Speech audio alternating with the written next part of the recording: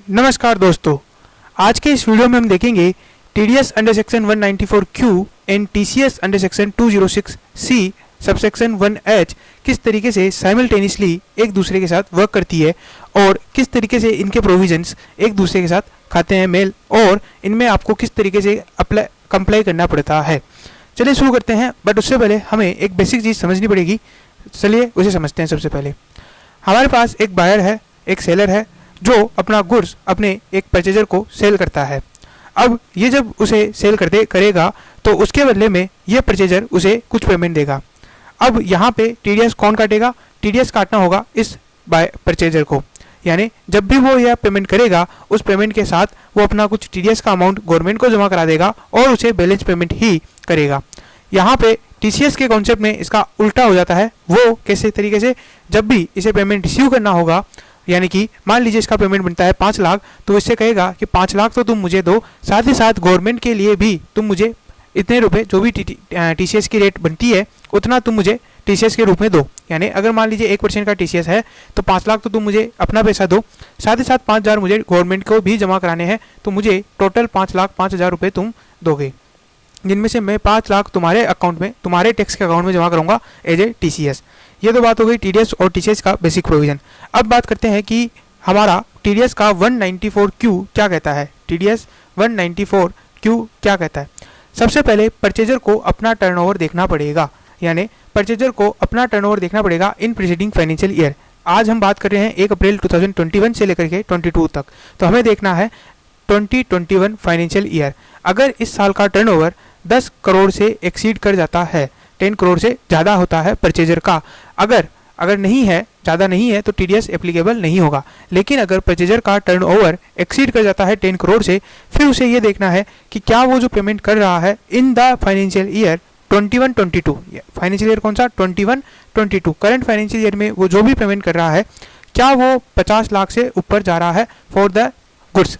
यानी अगर वो कोई गुड्स खरीद रहा है और उस गुड्स के खरीदने की वजह से उसे जो पेमेंट करना पड़ रहा है उसकी इनवॉइस वैल्यू इंक्लूडिंग जीएसटी और भी अदर टैक्सेस वगैरह और सब कुछ ऐड करने के बाद, चाहे इंश्योरेंस हो गया, फ्रेट हो गया, जो भी कॉन्ट्रैक्टेड वैल्यू है, अगर वो इंक्रीज हो रही है या एक्सीड कर रही है 50 लाख से ज़्यादा, तो वहाँ पे टीडीएस एप्लीकेबल होगा और टीडीएस की रेट रहेगी 0.1%।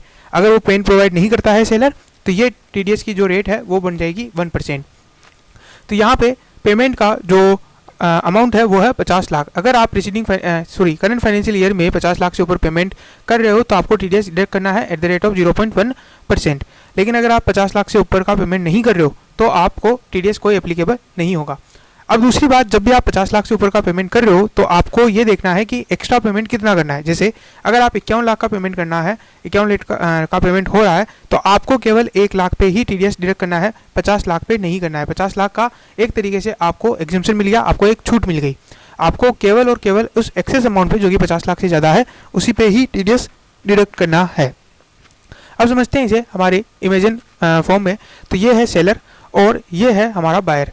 अब ये जो बायर है या जो परचेजर है, इसका टर्नओवर ज़्यादा हो रहा है 10 करोड़ से, यानी इसका प्रीसीडिंग फाइनेंशियल ईयर में हो सकता है 10 करोड़ 1 लाख हो, 10 करोड़ 2 लाख है, या 11-12 करोड़ या 100 करोड़ है, यानी इसे अपना टर्नओवर देखना है।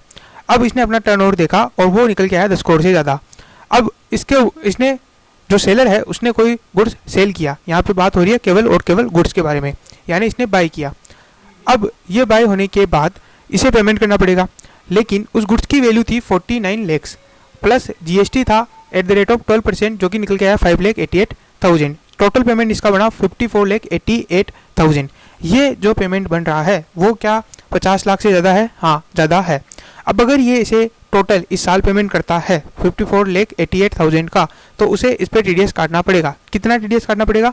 उसे टीडीएस काटना पड़ेगा जो एक्स्ट्रा अमाउंट है 50 लाख से ज़्यादा, वो उसके ऊपर 0.1% से टीडीएस कटेगा। यानी एक्स्ट्रा अमाउंट कितना है हमारा? 4,88,000। इस पे अगर 0.1% हम निकाले तो वो निकल के आता है 488।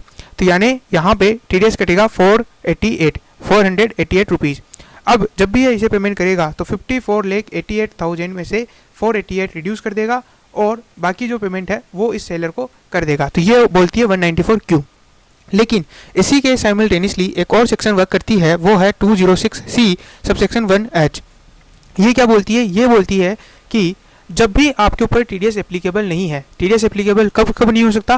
पहला, जब परचेजर का टर्नओवर 10 लाख से 10 करोड़ से कम है, और दूसरी सिचुएशन जब 50 लाख से कम की वैल्यू आप पेमेंट कर रहे हो। तो अगर आपके इस वाले को आपको छोड़ देना है, लेकिन अगर टर्नओवर, परचेजर का टर्नओवर जो है वो 10 करोड़ से कम है, इसका मतलब क्या हुआ कि सामने वाली पार्टी ने आपका टीडीएस डिडक्ट नहीं किया है। ठीक है, आपको ये नहीं देखना है कि उसका टर्नओवर 10 करोड़ से कम है या नहीं है।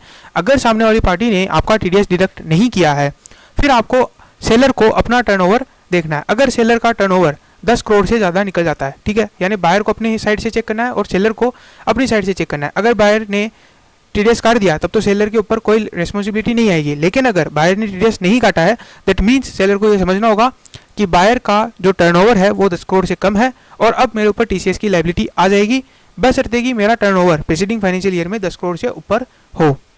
अब अगर 10 करोड़ से ऊपर है तो उसके बाद भी वापस से वही पेमेंट एक्सीड करना ही चाहिए 50 लाख से। अब 50 लाख से पेमेंट अगर एक्सीड कर रहा है तो आपके ऊपर टीसीएस एप्लीकेबल हो जाएगा, और टीसीएस की रेट भी सेम है 0.1%। कोविड के चलते ये रेट जो है वो 0.075 कर दी गई थी, 0.025 रिड्यूस कर दी गई थी, बट वापस से अब इसे 1% ही रखा गया है। अब समझते हैं कि इसे हमारे डायग्रामेटिक फॉर्म से, ये हमारा सेलर है जिसका टर्नओवर है 10 करोड़ से ज़्यादा। अब यहाँ पे इसका टर्नओवर जो है वो 10 करोड़ से कम होना चाहिए।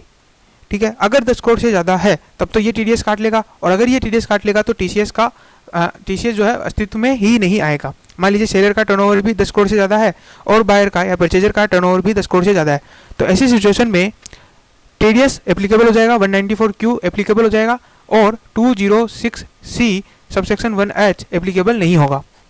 अब वापस से यहाँ देखते हैं कि परचेजर का अगर यहाँ पर भी टर्नओवर 10 करोड़ से ज़्यादा है तो यहाँ पे टीडीएस एप्लीकेबल हो जाएगा, बट जो टीसीएस है वो एप्लीकेबल नहीं होगा। तो यहाँ पे हम लिख देंगे कि परचेजर का जो टर्नओवर है वो 10 करोड़ से ज़्यादा नहीं है।